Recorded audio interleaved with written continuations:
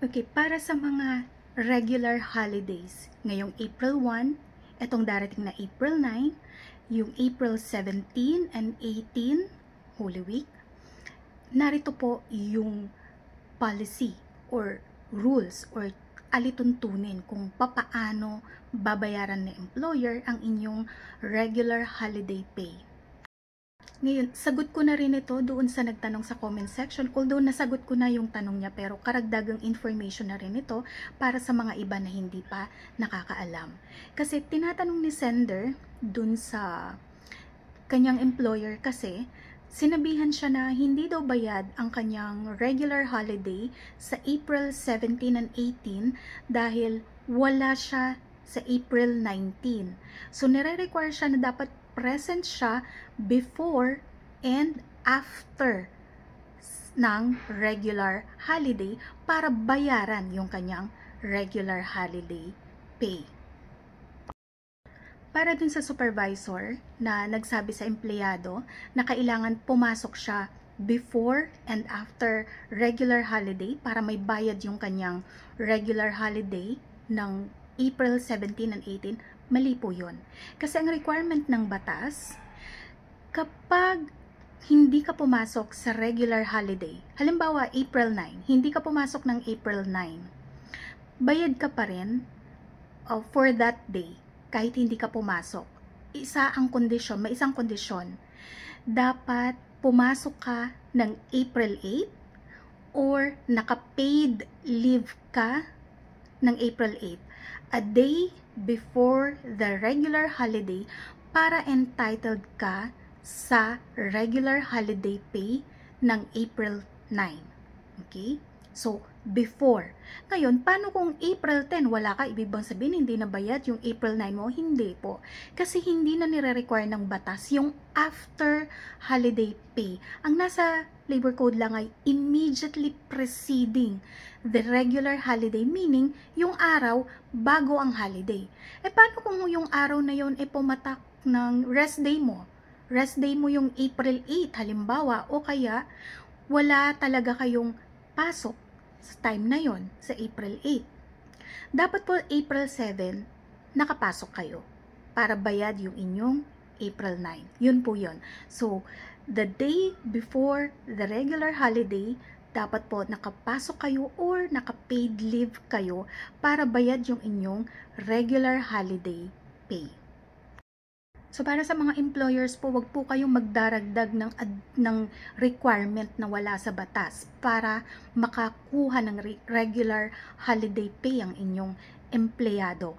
Before the regular holiday lang po yung requirement na kailangan nakapasok ang employee or naka-paid leave. Hindi na po nakalagay sa batas yung after regular holiday. Kapag pumasok sa trabaho ang empleyado sa araw ng regular holiday, makakakuha siya ng 2 times ng kanyang basic daily wage. So kung ang daily rate niya ay 1,000, pumasok siya ng regular holiday, makakakuha siya ng 2,000 pesos para sa araw na yon. Ngayon, what if nag-overtime ka at regular holiday? May dagdag na 30% sa iyong sahod. So, yung hourly rate mo ay may karagdagang 30%. And then, imumultiply ngayon yon sa kung ilang oras ka nag-overtime. Paano naman kung yung regular holiday ay tumapat sa araw ng rest day mo at pumasok ka? Paano mo i-compute yung sahod mo? Okay. Yung sahod mo para sa regular holiday na pinasukan mo ay 200% ng iyong basic daily wage. May karagdagan ng ngayon itong 30% dahil tumapat ito sa araw ng iyong rest day o yung pahinga mo. So, may karagdagang 30%. So, halimbawa, 1,000 pesos yung daily rate mo, imumultiply natin ng 200%, so magiging 2,000 pesos dahil regular holiday, plus dahil rest day mo, 30% ng iyong daily rate.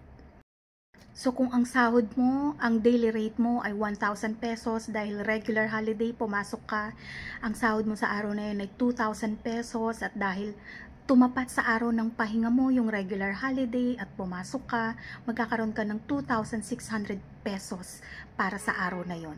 Kasi 200% multiplied by 130% para doon sa yung rest day. Ngayon, paano kung yung regular holiday, pumasok ka, tumapat sa rest day mo at nag-overtime ka pa? Paano magiging computation? So, yung basic daily rate mo, imumultiply mo ng 200%. So, kung 1,000 yung daily rate mo, magiging 2,000.